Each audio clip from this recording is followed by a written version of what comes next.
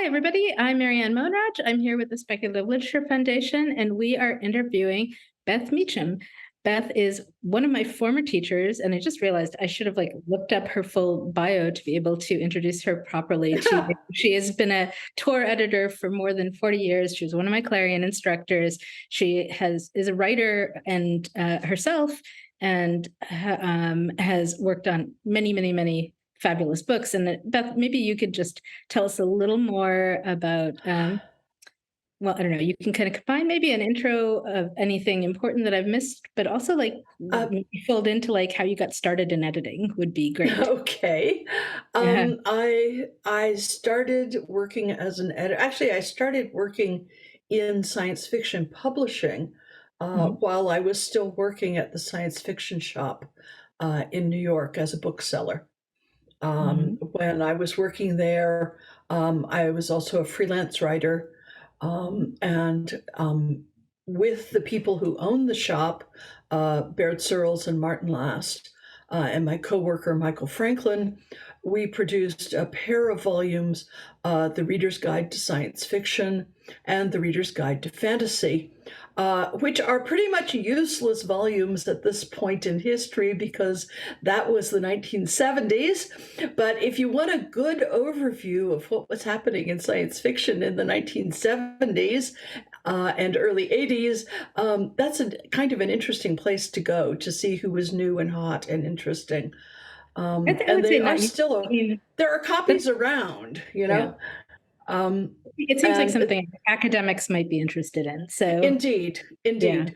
At the same time, I was doing freelance work on art books. That was when I did the research and text for Barlow's Guide to Extraterrestrials, Mhm. which was a Hugo-nominated art book.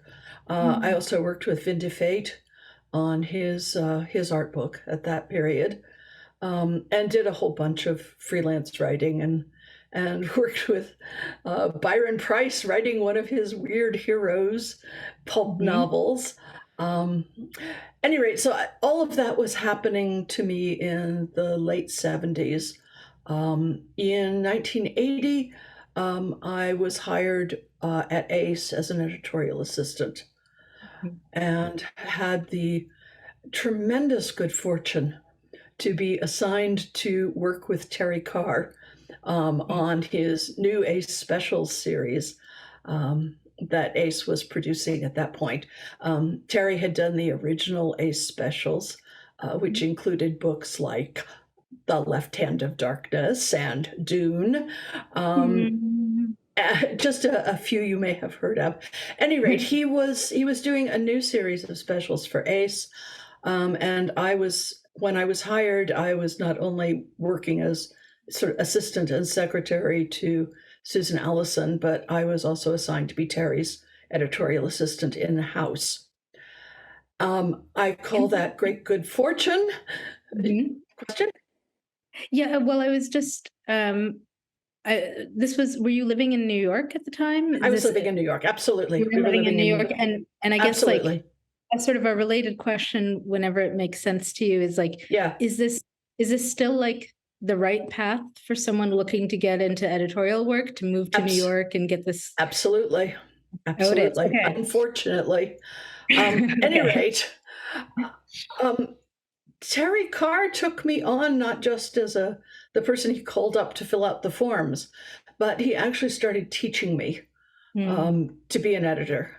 mm, And Terry is probably not very well known to the people who are watching this, but Terry was one of the greatest science fiction editors of the 20th century.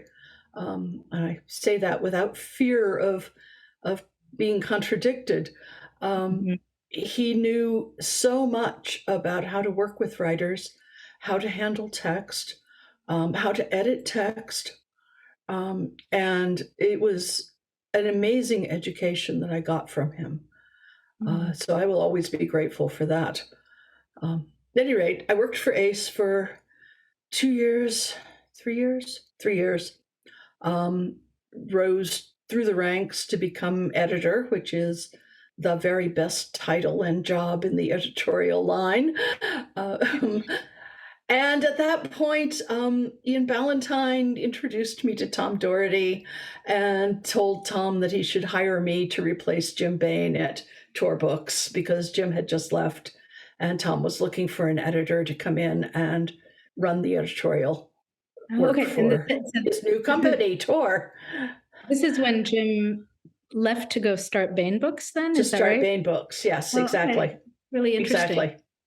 Can I ask if I mean, it sounds Sure. like you were very lucky to have a boss who is willing to teach, right? Rather than just have you do school work. Absolutely. Is that like, if I send my students to New York to go, the ones that want to become editors, is that still being done, do you think? Are the editors still teaching editorial assistants, or should they like be taking classes beforehand in editing, or is there some other type of preparation they should be doing? It's very difficult right now, unfortunately. Ordinarily, I would say, yes, go to New York, get a job working for an editor. Most editors want to teach. Nobody, I mean, you can't do the work of an editorial assistant without learning the fundamentals of being an editor, because your editor is handing all that stuff off to you because they don't want to do it anymore. It's a lot of being an editor is a lot of work. And by doing that assistanting, you will learn all of the things that go into making a book, taking a book from somebody's idea to a finished book that people can hold up on their panel and say, "Hi, I published a book." There are a lot of steps in that. Right. The problem now is that publishing has gone remote almost entirely. Most editors right now are not going into the office. Everything is being done remotely over Zoom meetings or whatever program the house is using for their meetings. And everybody is working remotely, as I did for many years myself. But now the entire industry is pretty much doing it. And I don't know when that's going to change. It makes it extremely difficult for an assistant to hear and see everything that's going on in the house and around the production of the books. Excuse me. And so that's kind of put a lot of difficulty in front of people becoming editors.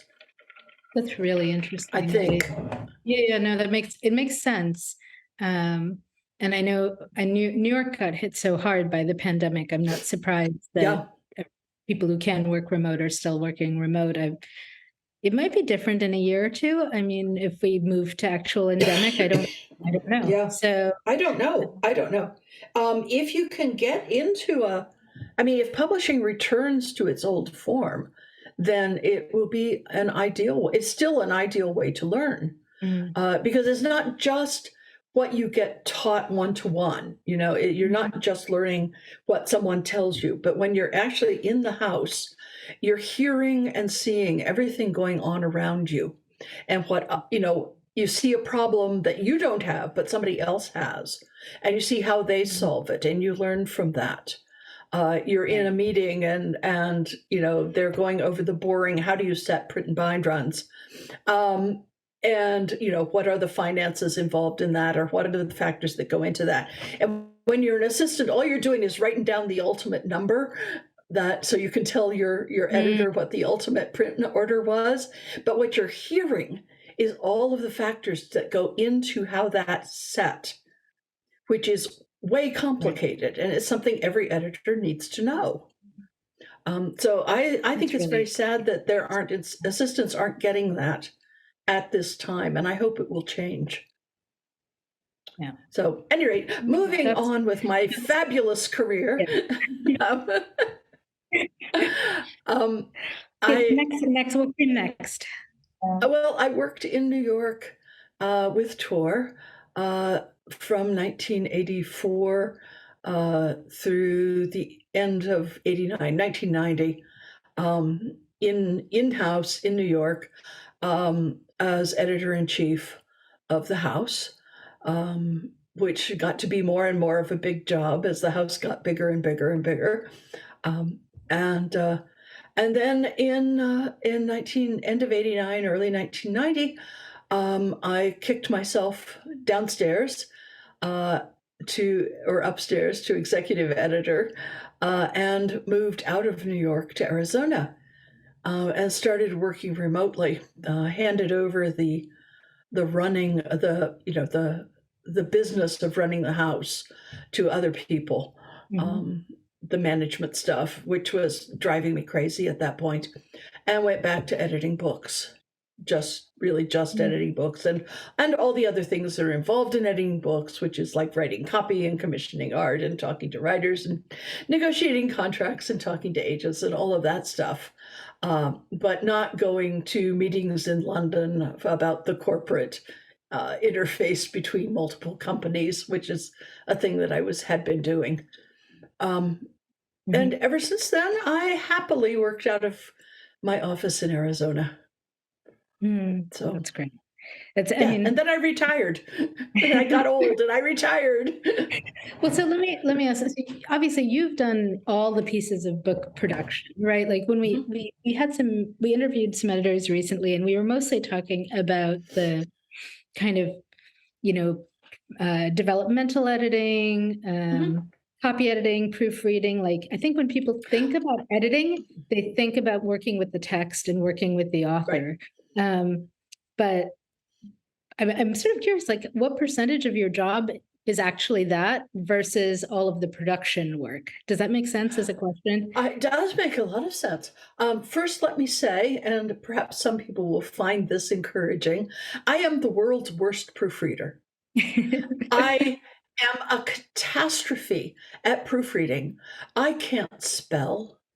I can't read. When I'm reading through something, if it's any good, I will completely happily put in the word that is supposed to be there that's been dropped, or happily not notice that some word is duplicated, because my mind fills in what I know is supposed to be there. So do not ever give me anything to proofread. Everybody at Tor knows, do not give Beth anything to proofread ever. I am, however, pretty good at copy editing, and I'm really good at line editing and developmental editing. I'm really good at looking at a text and abstracting out the plot and seeing how the plot and the characters are interacting with each other and the story, and understanding how it all goes together, and more importantly, understanding how and what to change in order to make it all work better. Yeah, I would say, and that I am really good at. Yeah, and there's such distinct skills, right? Like, I'm also a terrible proofreader. I always need to have somebody else check my stuff for me. But I co-taught a workshop with Kelly Link once, and it was kind of quite a while ago, like 15, 20 years ago. So we were much earlier in our careers, but it was still kind of shocking to me how different our approaches were, and that I really am more of a developmental editor. I'm super interested in character and structure and kind of, the shape of the story. And she goes straight to the line after line, and really hones it in a very beautiful way. And you can see that in her work, right? So absolutely. So anyway, so if anyone listening here is interested in editing, it might be useful to think about, like, what are your strengths? And, I mean, you can of course develop strengths as well, and work on things, but they're not all the same. Okay, but I had asked you about book production and actual book production is not my forte. I've done it because when Tor was tiny, it was only us. So, I know how to spec type. I know how to run. I know how to do a cast off. I know how to spec type. I know how to mark up manuscripts for the typesetter, all of that stuff. I know the stages of proofing, but that's a specialized area of publishing. Mhm. The entire managing editor's department area of work is really quite different from the acquiring editors um, and line editing Right. part of the business.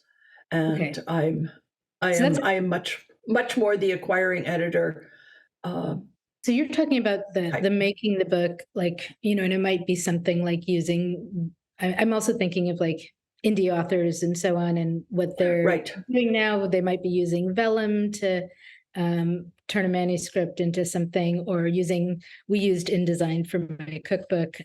Right.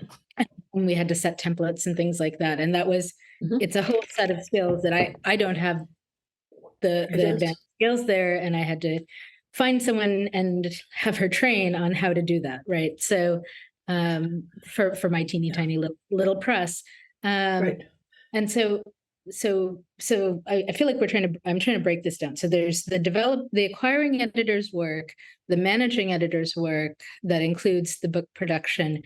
But it sounded like Right. from what you were saying earlier that you were also involved with things like budgetary decisions, and Absolutely. and I assume there's a lot of time that just goes to like being in contact with booksellers and publicists and agents, and Yes.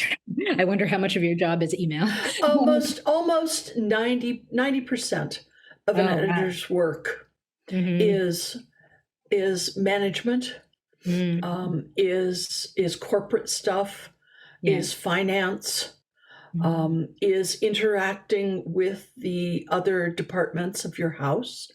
My days when I was working full time, my days were full of meetings, meeting with the publisher, meeting with the marketing department, meeting with publicity, um, making decisions about book cover design, which is different from Mm-hmm. book design, which is also very important.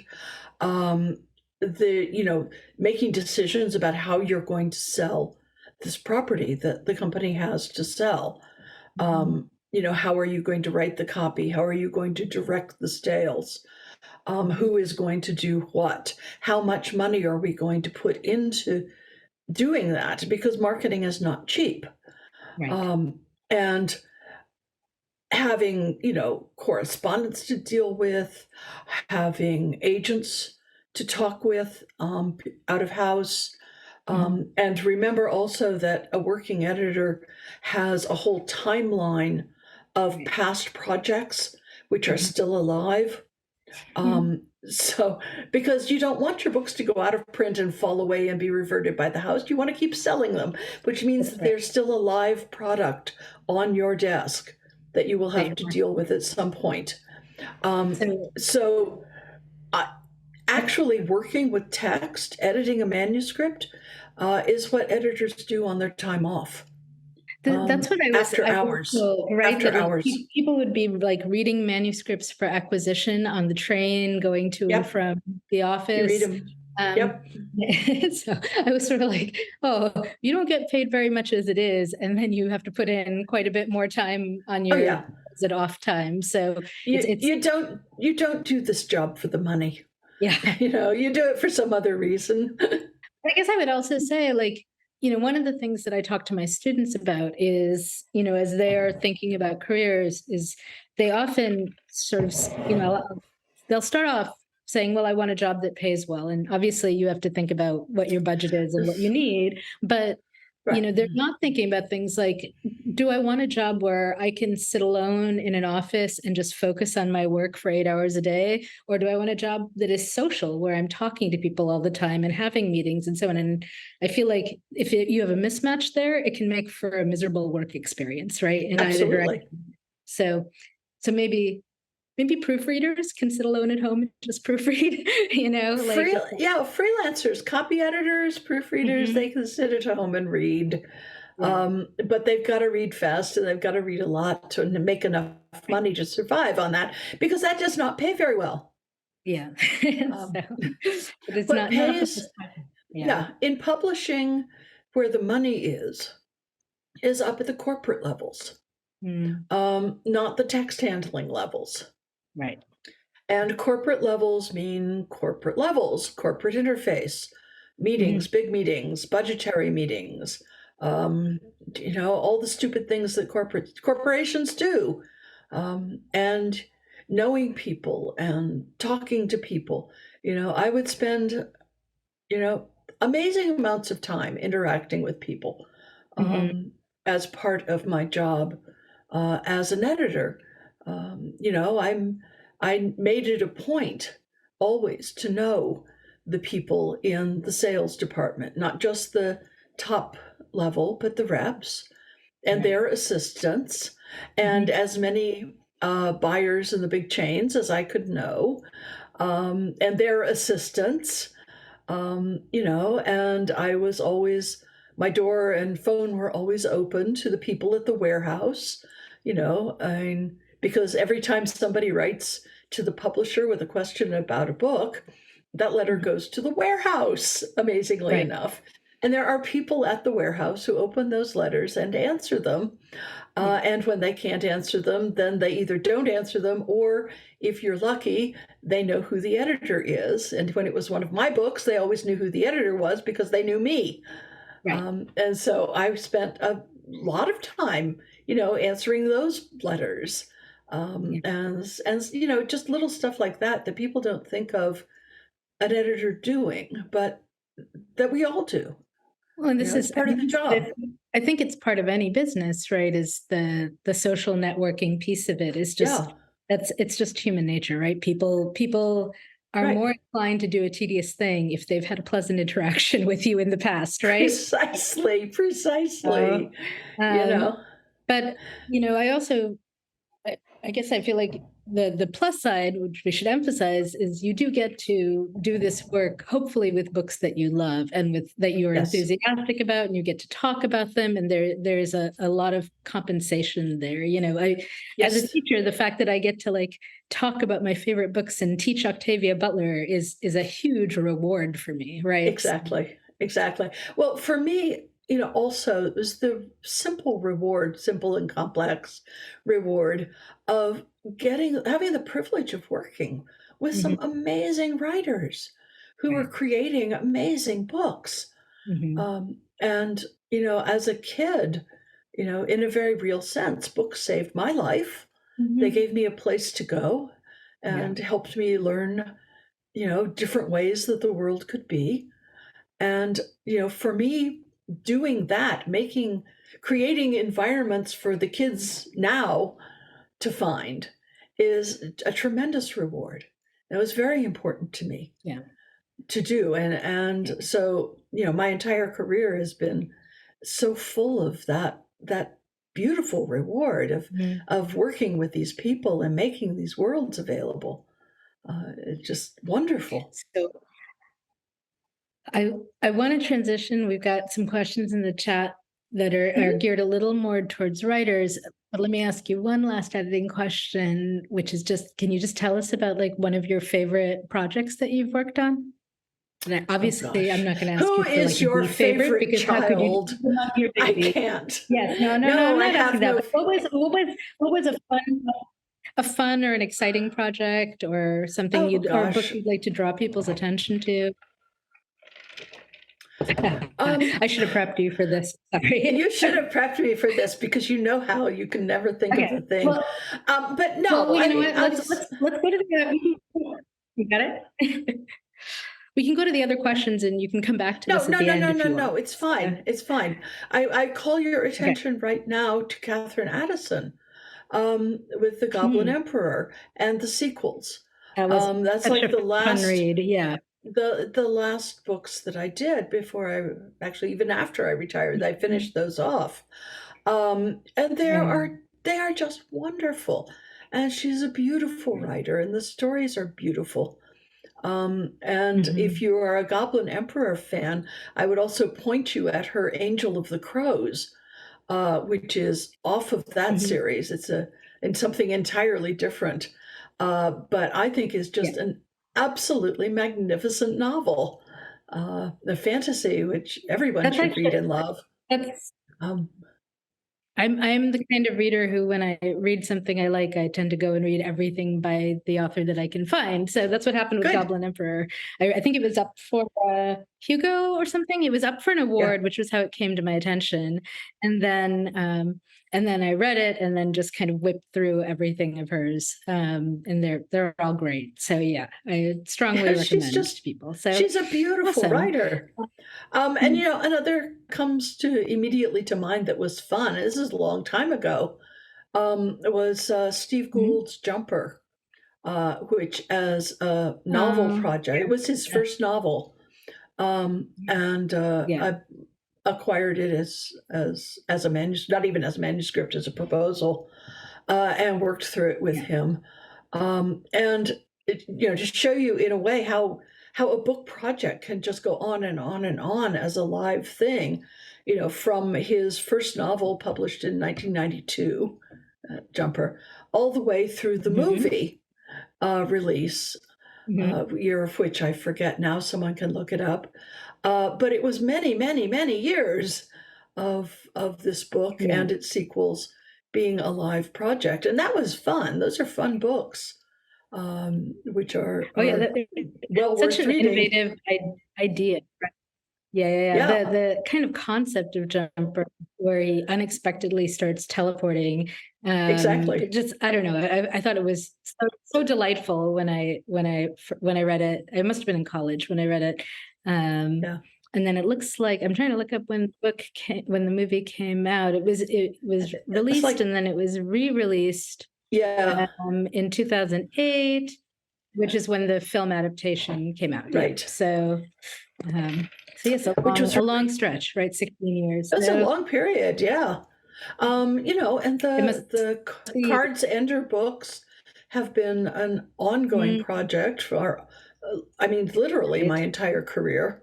I started editing right, right. Scott at Ace when I was working at Ace, Mhm. and he came with me to tour, and we just, Did you? So as like my last act was to publish the last Ender book.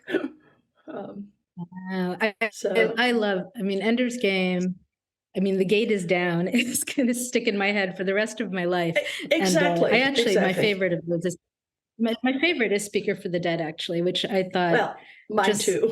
it took everything. It took everything in Ender and just made it so much deeper and more moving. Anyway, The so this is the the fun of working in this field, is you can right, talk but about the these thing great things. is, So Speaker Mhm. Speaker for the Dead was the first book. Speaker for the Dead was the book that he wanted to Really? write. Yes, Ender's Game Oh, was a prequel, which he wrote okay. in order just to not the novel Enders, the Right, right, right. novelette Ender's Game. That was a Mhm. standalone first. And Right. then he wanted to write Speaker for the Dead, and there's a long story about Speaker for the Dead and why I left Ace. Um, Mhm. but uh, and then the novel Ender's Game was written after Speaker for the Dead was drafted in order to fill out the history of Andrew Wiggin from the novelette Ender's Game up to Speaker for the Dead, which was the book. Ah, right, So, right, but right. then the vagaries of publishing caused it to not be the book.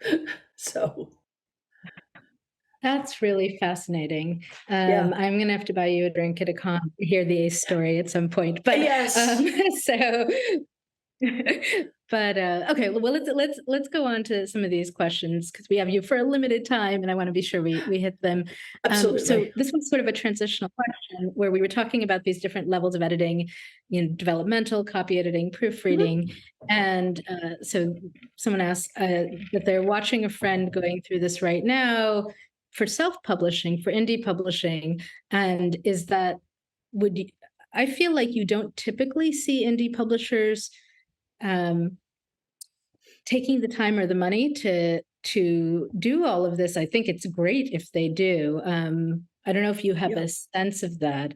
Um, yeah, actually, maybe answer I first, and I'll go to a related question. Uh, I have I have opinions about indie publishing. mhm. Um, people who are people who understand how books are put together Mhm. can do a good job of it. Mhm. Um, the small presses, I adore. Mhm. The people who think that it's just like running a manuscript through a formatter and throwing it up on Amazon, not so much. Yeah. I worry because they simply don't apply the care Mhm. to, you know, making the text pretty, making the text coherent, making it beautiful, Mhm. making it fun to read, not just because it's a good story, but because it's a pleasant reading environment to Mhm. look at on the page, and whether the page is a printed page or your screen, it's still a page, and there are certain elements of art and design that go into the page of a book. Yeah. And I care about that. I'm enough of a bookie that I find that I care about that part of it too, and a lot of people don't. Yeah, So but it annoys me.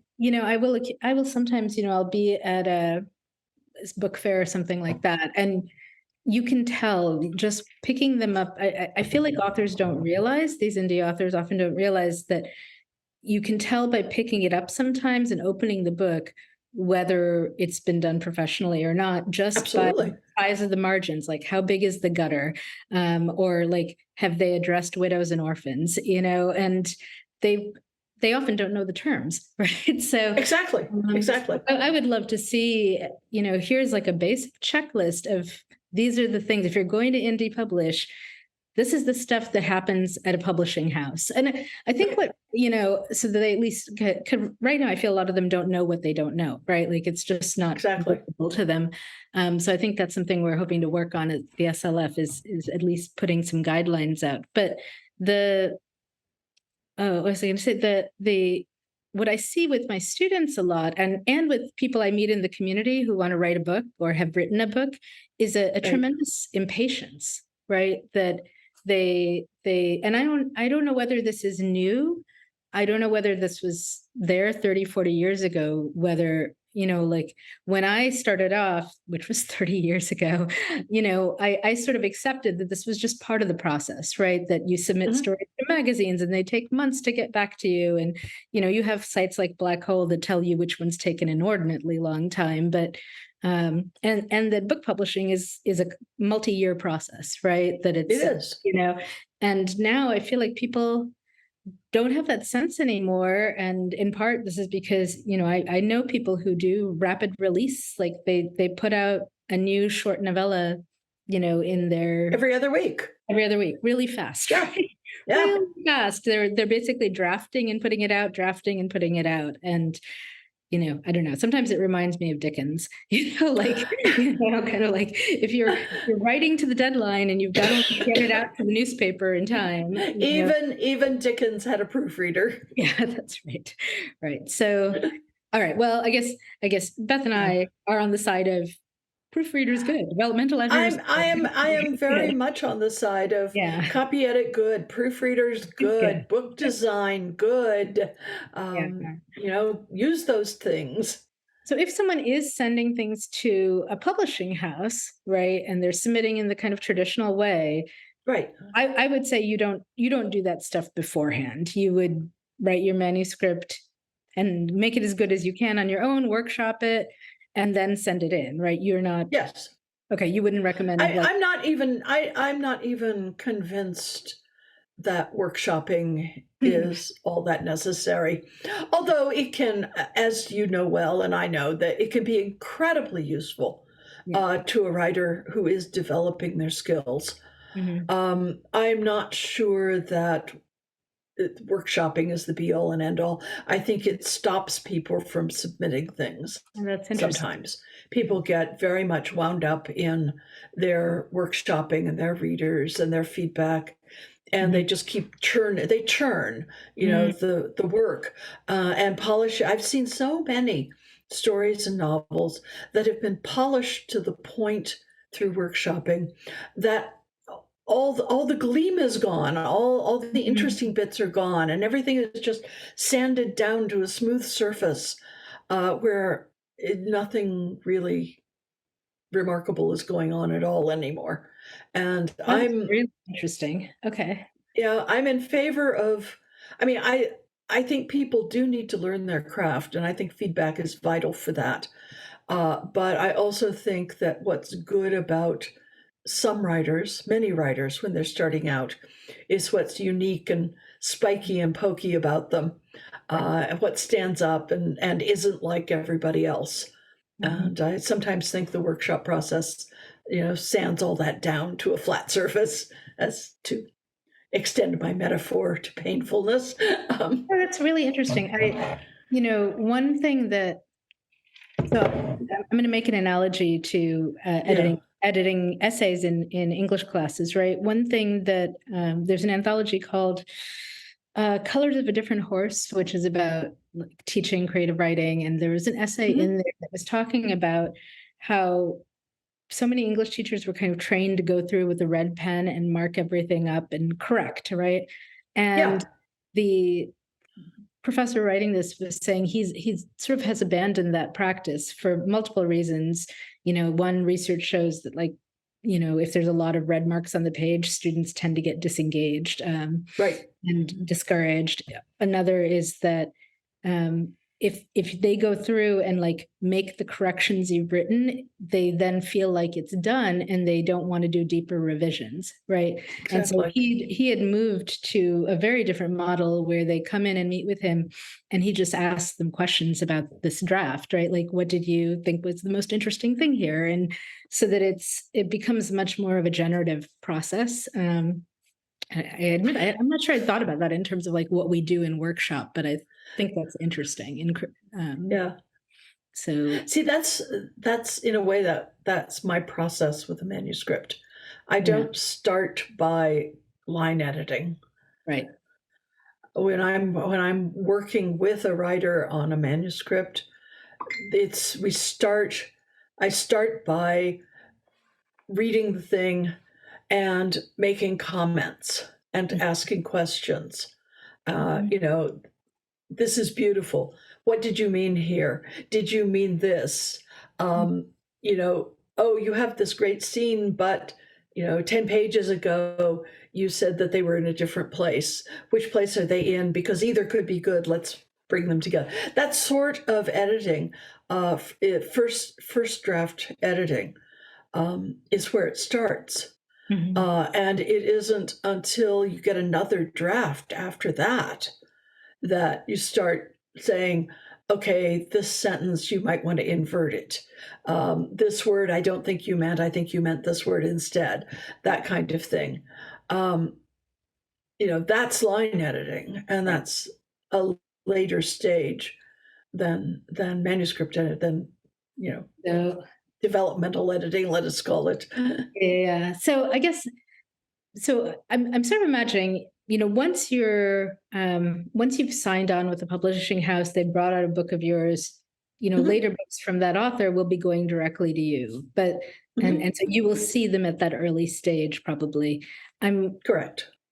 but for someone who's new and they're trying to sell their first book, the advice they're usually going to hear is make it as good as possible, polish it as much, et cetera, so on. And maybe that's not Yeah. now I'm thinking like maybe that's not the best advice. I'm not sure. But so Make I'll it ask, yeah, go Yeah, ahead. make it as good as you can is the best advice. I mean, Okay. that's where you start. You make it as good as you can to Right. submit. Mhm, Make mhm. it as close, get it as close to what you mean Right. as you can. Mhm. But be aware that it might change. Right. You might hook up with an editor like me who says, "Oh God, this is fabulous. I love this so much. You're doing such great things here. But do you see how if you do this over here, it will make it even better?" And then Right. you should say, not, "But I'm already done," which I have had Right. people say to me. But no, you should say, "Oh, that's really interesting. But how about instead if I do this? And Mhm. then we can get over here." And then it becomes that collaborative process. with Mm, your editor, and you end up with a better book, which is what yeah. everybody's after in the first place. Okay. You know, Let me ask you this question from the chat. What's the most important element of a manuscript where if it's in place, the rest can be a hot mess because you know it'll be fixed in the editing? And I guess like a way I would phrase that question is like when new manuscripts were coming to you from new authors, like what was it that made you want to say yes to the project? Right.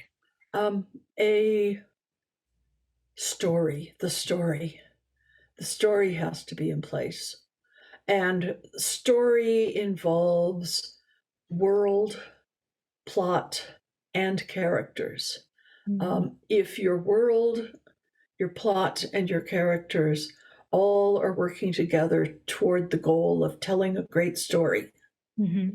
then there can be all kinds of little messy places that can be fixed. Um, you know, as long as that structure is in place, Mm-hmm. as long as you've got the bones, Mm-hmm. the skeleton of the story in good existence, then that's what's important. If you can't spell, try. You know, Right. spell checkers are the most wonderful invention of the 20th century, as far as I'm concerned. But turn on your spell checker, turn off your grammar checker, uh, because you're not writing a business letter, you're writing a novel or a short story, um, Right. and uh, and make sure your bones are in place. Mm-hmm. So, and That's then like, everything else can be fixed. yeah. Yeah, that makes sense to me. Um, so we're at 2:45. So we've got about 15 minutes left. If there are any other questions that anyone would like to ask verbally, feel free to raise your hand and shout them out, or throw them in the chat. And if I don't see more Yeah. questions, I'll just keep on with my own questions for the last 15 minutes of this.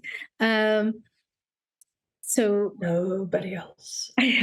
well, I'd love to kind of take a minute to talk about the kind of long view of the field. And, Mhm. I think that the work of editing, it sounds like, has probably not changed that much in its essentials over this time.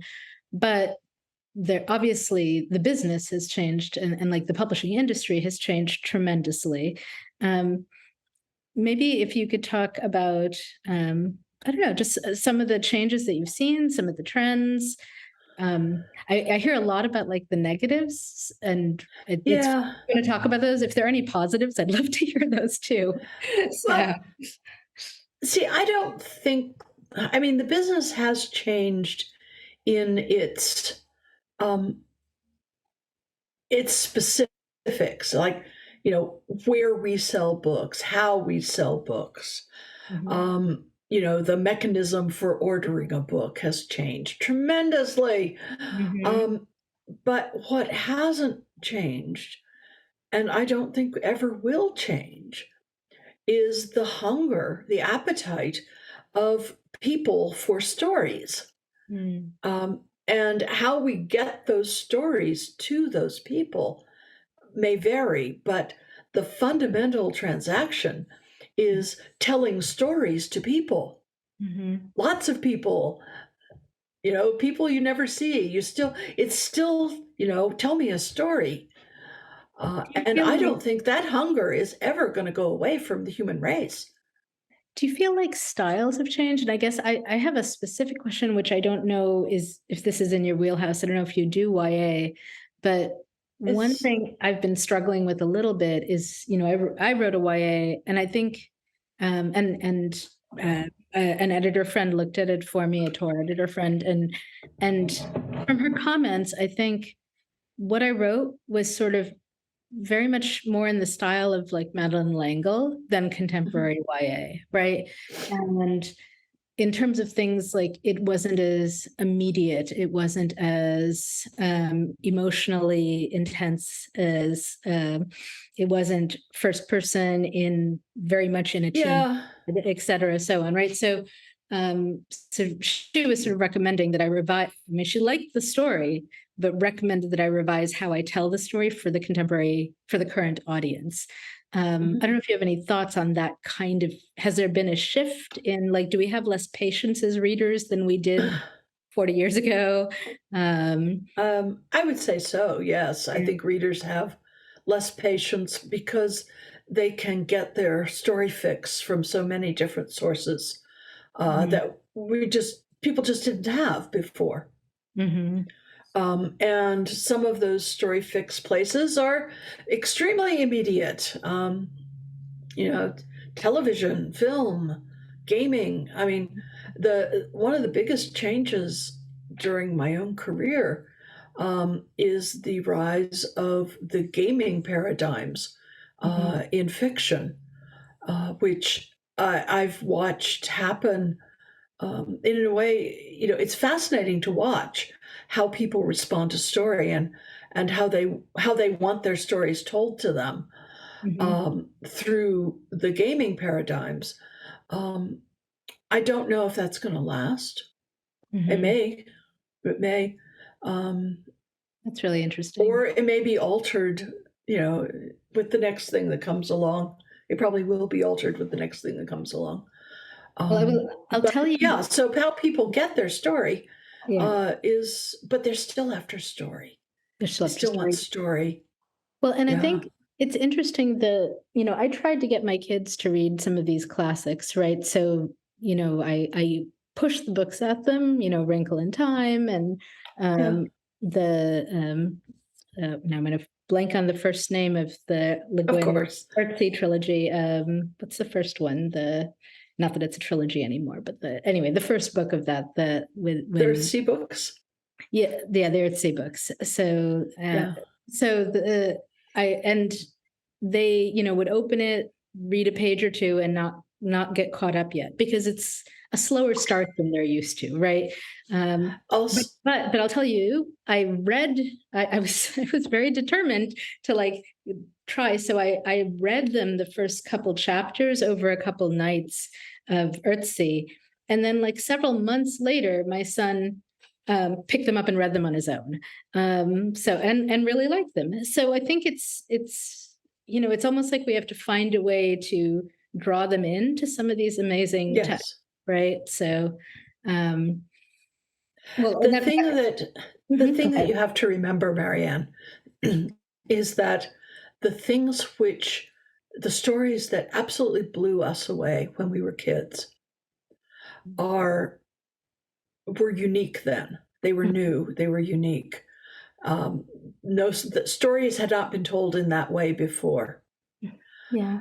Now, with a younger generation, I say that sounding like I should be stamping my walking stick, but the stories that blew us away, A Wrinkle in Time, as children, are part of what the current generation is breathing from their infancy.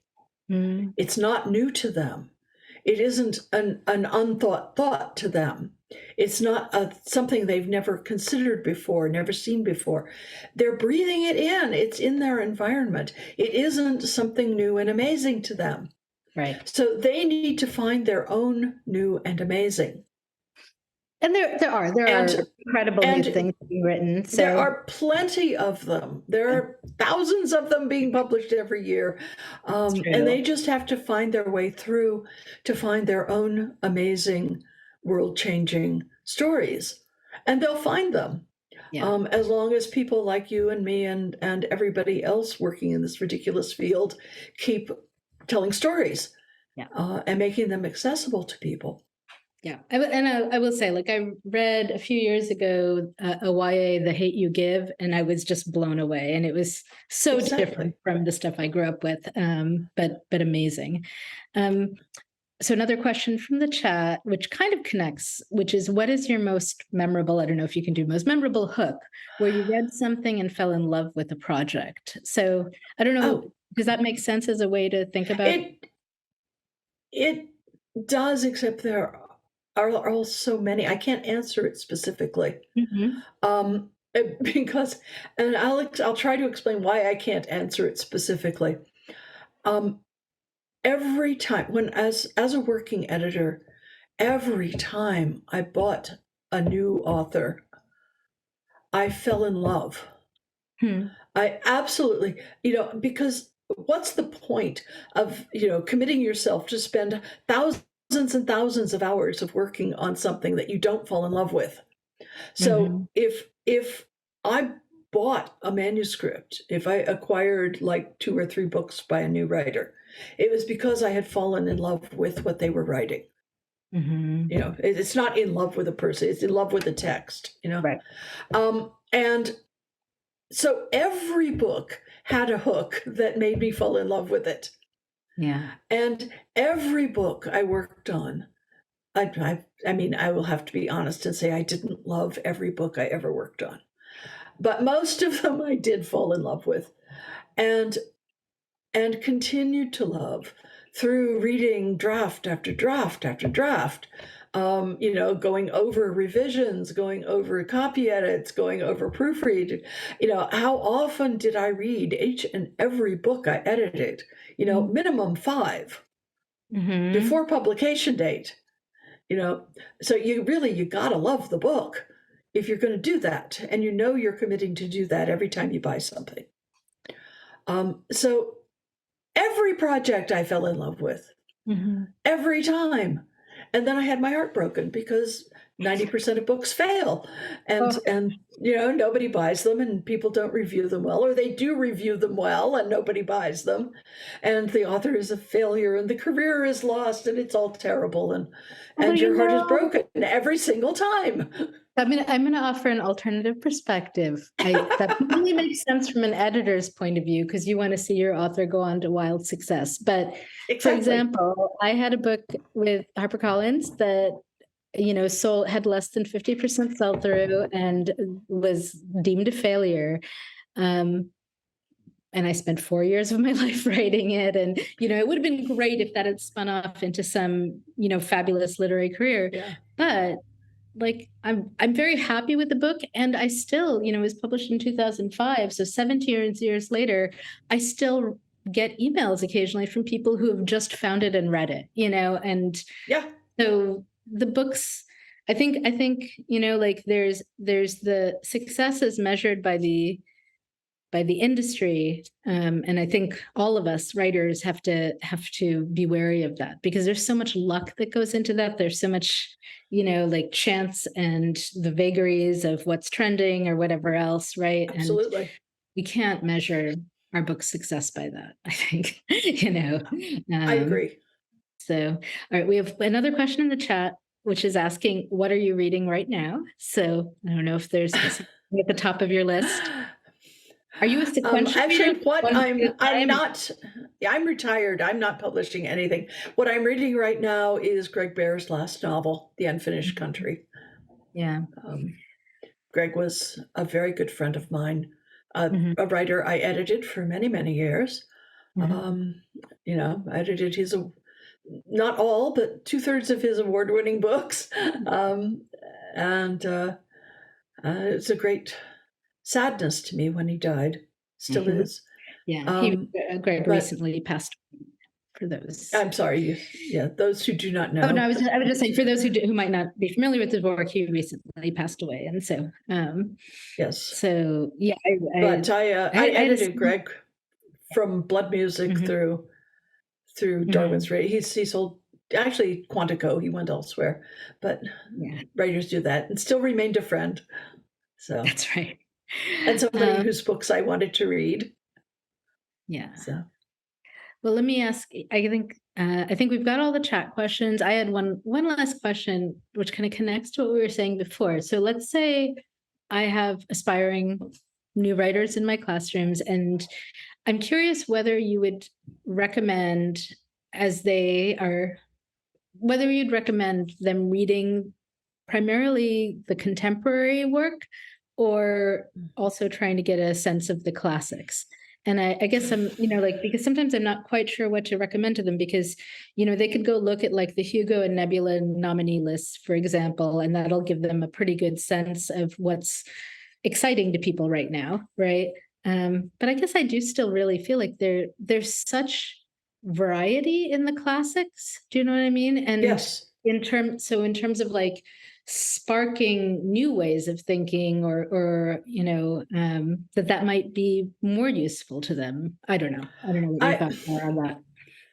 what I recommend that people read the books that are success. If you want to be a successful in business terms writer, Mhm. you need to read what is selling now, Mhm. but you cannot base your career decisions on what is selling now, because what's being bought now is not what's selling now, Mhm. necessarily.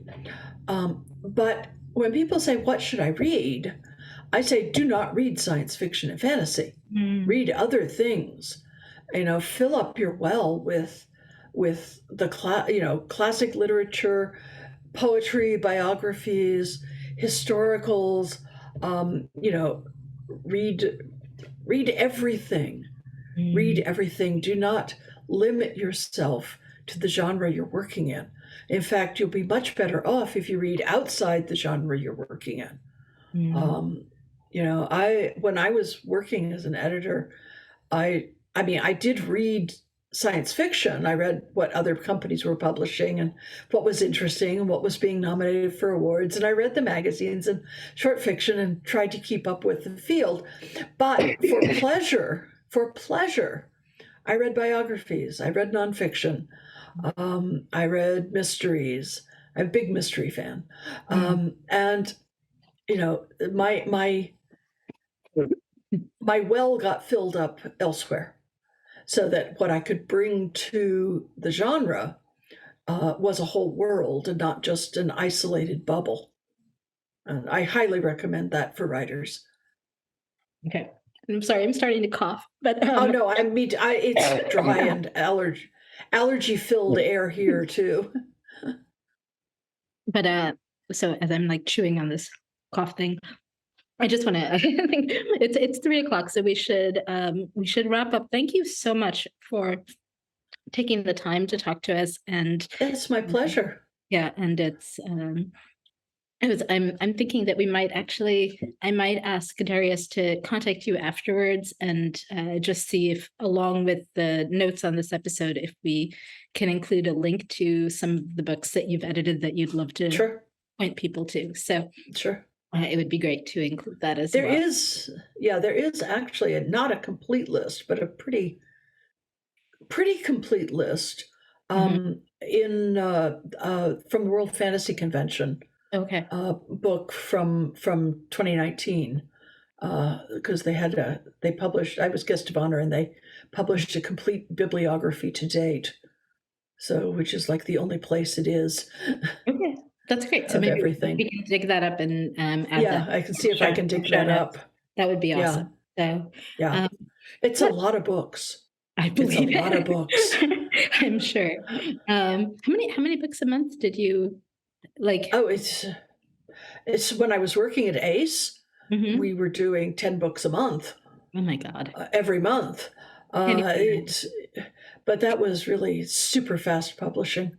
I will tell you. Later the number declined as I Yeah, yeah, became more sane and yeah. did not spend every waking hour working.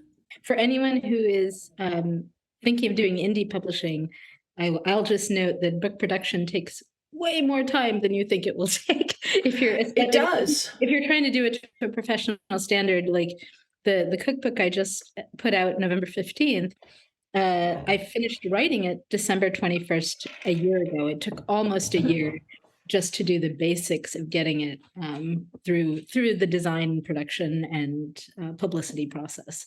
So That's very standard. yeah, so We always said it takes a year to produce a book. Yeah. So Um, I don't know if you can, I'd say if you can find a publisher to do all that for you, I strongly recommend I, it. Yeah, So, that's the thing that going with traditional publishing does, is it gives you access to all the people who do all of that professionally. They do it well. They get mhm, paid for it, and that's you right. don't have to pay them. You You don't have to pay learn. That's right. you pay the publisher a percentage of the proceeds of the book. It's a Mhm. fixed percentage. It's very standard. Um, and they take care of all of that for you, and it's really a blessing. Yeah. And It's a it little may bit, look like you make more doing it yeah. yourself, but you don't. No, not if you actually count your time, right? All the time Right, that you put into learning all the other jobs and producing and doing all the production work, right? So exactly. I think people tend not to count their time, and that skews their sense of it. Um, and it's this equation, right, of patience, right? Like being willing to be patient with the applying to agents, et cetera, process, and Right, dealing with the frustration of rejections, right? There's no rejection if you upload it to Amazon, but odds are right, it will not be seen and it won't be right. bought, right? Um, so yeah. Exactly, So exactly. all right. Well, anyway, we could talk about this forever. I'm going to let you go.